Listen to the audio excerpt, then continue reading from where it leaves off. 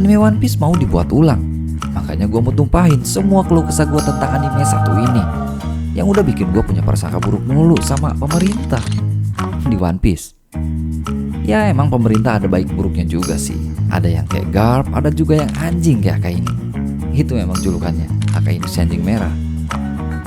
Menyaksikan anime ini udah berpuluh-puluh tahun semenjak gue disuruh cepet mandi, jangan nonton TV mulu sama ibu gue. Setiap hari Minggu itu jam 9 pagi nonton RCTI.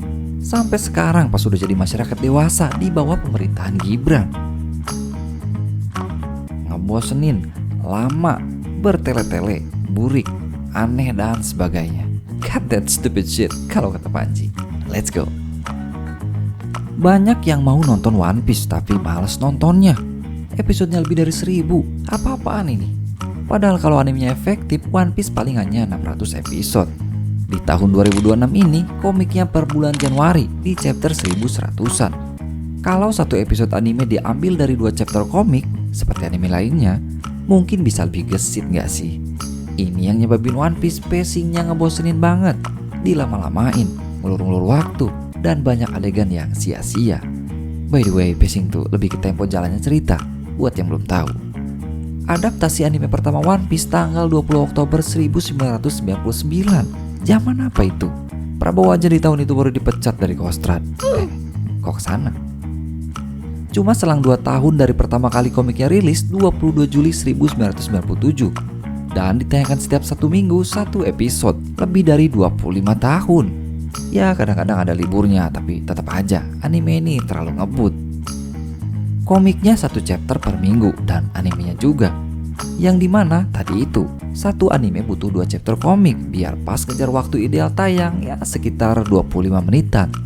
Awalnya memang Toei Animation bikin 1 episode anime pakai 2 chapter komik, tapi lama-lama banyak 1 episode 1 chapter, bahkan 1 chapter komik buat 2 episode anime. Itu karena mereka kerepotan bikin 1 episode anime setiap minggunya. Mereka hanya punya 5 hari buat bikin 1 episode anime yang bagus sesuai komik, 25 menit lagi. Di sisi lain, jika 2 chapter dalam 1 episode, produksi komik bakalan kesalip. Iya gak sih? Karena yang bikin cerita Oda lewat komik, Toei cuma menganimasikannya aja. Dan akhirnya ya gitu, dilama-lamain. Adegan lari-larian di terowongan, berlama-lama, berkali-kali. Adegan pengenalan karakter di setiap awal episode. Apaan sih? Gue udah kenal banget sama mereka. Dan masih banyak lainnya, elemen-elemen yang dilama-lamain sama Toei Animation. Sekarang, Toei pakai strategi yang mendingan, ningkatin efek-efek visual yang memakan waktu. Banyak episode yang sangat terlihat baik dari sisi visual, mantep banget. Tapi gak habis 1 chapter. Visual oke, cerita gak jalan jauh. Ya gimana ya? By the way, menurut pendapat saya, anjay, One Piece kekuatannya di cerita yang megah, dilematis dan relate, bukan di animasi ataupun koreografi.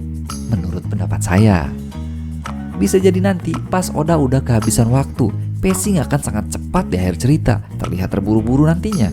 Semua dibuka dengan cepat, dikenalkan dengan gesit, ditutup dengan singkat, padat, dan tamat. Semoga nggak gitu. Jadi, kalau mau dibuat ulang, jangan dilama-lamain. Mungkin mendingan pakai filler. Nah, ada yang setuju? Ini salah satu solusinya, menurut pendapat saya. Lebih baik ada filler kan, daripada dilama-lambatin. Ayolah, gak lama-lama sih ya, maksimal 2 episode sambil nunggu komiknya ada.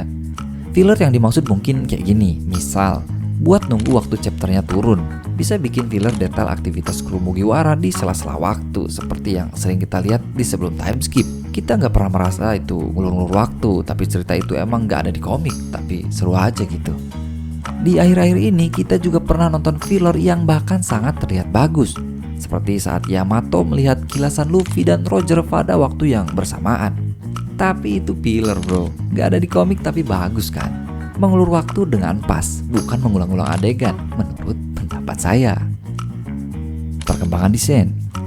Tampilan One Piece mengalami banyak perubahan. Coba kita lihat bentuk-bentuk karakternya. Selama berjalannya cerita dari East Blue sampai sekarang, sangat berubah. Dagu-dagu itu mulai membulat, kulit-kulit itu memutih sejalannya waktu. Padahal aktivitas mereka ya di laut, di terik matahari cuy. Panas bro. Alabasta gurun, Dressrosa pun pulau kecil di tengah laut.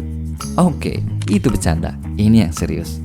Sebenarnya bukan hanya animenya, tapi juga komiknya. Oda mengalami perubahan lekukan pada setiap detail karakter. Mungkin ini menyesuaikan dengan perkembangan zaman, dan mungkin lagi perlengkapan yang dipakai dalam pembuatan gambar. Ya bisa jadi. Toei mungkin mengikuti ini, tapi apa kalian gak merasa jika beberapa arc setelah Sabaody terasa sangat tidak konsisten? Lihat jidat Luffy, Robin, dan baju-baju itu, tidak seperti itu. Bayangkan jika ini berjalan konsisten di arc East Blue sampai Punk Hazard. Semua ini akan terasa lebih modern, tidak terlihat seperti anime yang telah berjalan selama 25 tahun lebih. Kayaknya One Piece akan lebih menarik buat ditonton sama penonton baru. Warna kulit. Nah, fokus ke warna kulit. Lihat Robin, Usopp, Zoro.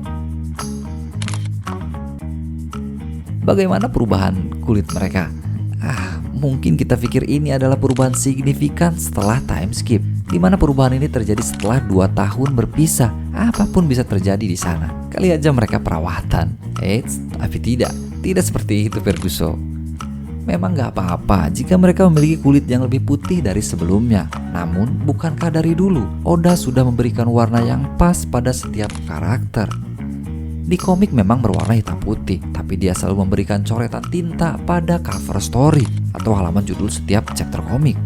Dari dulu, Robin, Usopp, Zoro, bahkan Luffy memiliki warna kulit yang agak kuning langsat. Ya seperti warna Amerika Latin atau ya Asia Tenggara. Cenderung lebih gelap lah pokoknya. Hanya Sanji dan Nami yang memang dari awal memiliki warna kulit yang putih Asia. Mungkin warna putih bukan warna yang buruk, tapi ini terlalu glowing buat Usopp yang terlihat lebih keren dengan warna naturalnya. Desain itu lebih hangat bukan? Bayangin jika One Piece hadir dengan animasi yang seperti ini. Sama ini nih. Ini tip kalau mau remake, adaptasi cover story. Ini sangat menarik. Bayangin kalau perjalanan Enel menjelajahi bulan atau Yamato yang mengelilingi kuil dijadiin video klip di musik opening. Dan cover story lainnya dihidupkan juga. Dibuat dalam opening, closing, atau selingan tengah episode. Bayangkan semua gambar itu terwujud dalam anime. Ini bakalan sangat keren, bukan asal animasi. Ya bukannya banyak lu yang dikasih sama sampul-sampul itu yang udah kebuka bertahun-tahun kemudian. Kayak yang fenomenal, cover story keempat Yonko baru. Cover story penting kan? Lanjut, pengisi suara. Ini sangat kontroversial, tapi ini adalah pembuatan ulang yang perlu dilakukan. Para pengisi suara One Piece udah mengisi karakter ini selama lebih dari 20 tahun. Gila gak tuh? Jangan pakai pengisi suara yang sama, ya gak apa-apa. Semua udah berusia tua, di atas 50-70-an. Semua suaranya udah berbeda dari pertama tayang sampai sekarang. Kita butuh pengisi suara baru. Gue juga gak suka, tapi ya gimana lagi? Kecuali Oda udah ikut minum cawan bareng sama pengisi suara. Buat hidup sehat selalu, umur panjang sambil menunggu One Piece tamat. Tetap terus bisa teriak-teriak dan marah-marah di usia tua. Ya memang aneh kalau dengar mereka dengan suara yang berbeda, tapi kasihan gak sih? Desain suara. Oke, ini mungkin selera, tapi ini membingungkan. Entah sebagai ciri khas atau memang gak menyesuaikan dengan perubahan zaman. Secara visual sangat modern, mantap banget. Red Rocks, Galaxy Impact, atau Kamusari, mantap banget lah pokoknya. Tapi di suara, kita sangat mendengar efek suara yang sangat enak di anime lain. Tapi di One Piece, seperti efek tahun 2000-an. Sekali lagi sangat membingungkan menurut pendapat saya. Tapi di back sound, gak bisa dipungkiri, gokil parah. Orkestra yang dipakai sangat-sangat absolut mantap. Kayak misal Overtaken dan banyak lainnya, mencirikan kemegahan cerita yang disajikan dalam One Piece. Ini yang pas buat kata iconic, genius. Kekuatan produksi. Musiman. Ini adalah solusi terbaik yang diambil oleh Oda. Dan katanya juga remake ini bakalan musiman. Semoga aja. Bayangin gimana produksi sehebat Egghead atau Wano dibuat setiap hari. Gak bisa, ini harus musiman. Kualitas ini berdasarkan waktu kerja yang dibutuhkan oleh tim. Ya balik lagi, kekuatan One Piece bukan di visual memang, tapi di alur cerita. Tapi Tapi kalau alur cerita udah bagus, visual kece malah lebih mantap kan.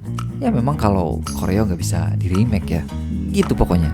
Tinju, sayat, tinju, bolongin, gitu aja lah pokoknya. Nggak apa-apa, it's okay. Yang penting cerita sama visualnya. Keunikan kekuatan buah iblis nutupin koreo-koreo yang kata orang B aja di One Piece. Kritik ini buat Toei Animation, bukan Oda. Oda mah Lord bro. Setidaknya jika One Piece akan remake dan cerita ongoing sekarang juga bahkan dibuat per season, anaknya Ferry Irwandi gak bakal ngomong, anime apaan ini ayah, burik banget. Kalau Perry nyuruh anaknya nonton One Piece. Terima kasih. See you.